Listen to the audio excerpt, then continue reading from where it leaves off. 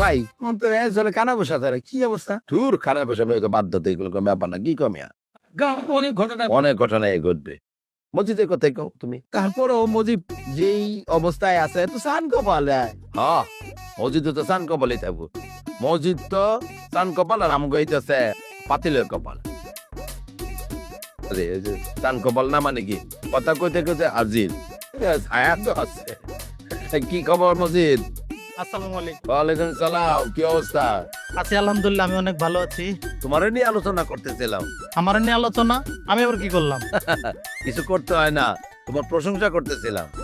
আমরা আমাদের বউ যারা বিয়ে করছি আমাদের ব্যাপারটা হচ্ছে কি জানো, আমাদের বউ খালি জ্ঞান গান ক্যান ক্যান ক্যান ক্যান করে।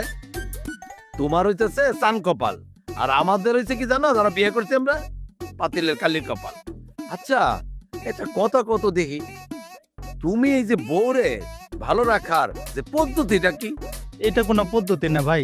আপনি আপনার বউরে ভালোবাসবেন, আপনার বউ আপনারে ভালোবাসবে, সিম্পল। আরে আমরা তো ভালোবাসি, তারপরও তো একই অবস্থা। ভাল লাগতেছে না, মনটা কই সবকিছু ফালাই দিয়া দেশান্তর হয়ে যায়। ভাই বাজারে গেছিলাম, বউ আবার কচু শাক পছন্দ করে, কচু শাক সাথে ইলিশ মাছও আছে। বাড়ি যাবো, রান্না করবো, তারপর খাওয়া দাওয়া। তাহলে আসি, অন্যদিন আবার কথা হবে। যাও খেবে যাও। ওকে ভাই, তোমার তো চান কপাল ভাই। যাও। তোর এত মাথা ব্যথা কে ভাই? মাথা ব্যথা না, তারপরে ও সুখে আছে, বউটা নিয়ে ভালো আছে, আমরা তো আলাই। তার বউ নিয়ে কে ভালো আছে এত কিছু চিন্তা করার সুযোগ নেই। ও ভালো আছে, ভালো থাকতে দাও। দেখছো বউয়ের কথা কি আমরা শুনি, কইছে কচু কচু শাক সাথে ইলিশ মাছ।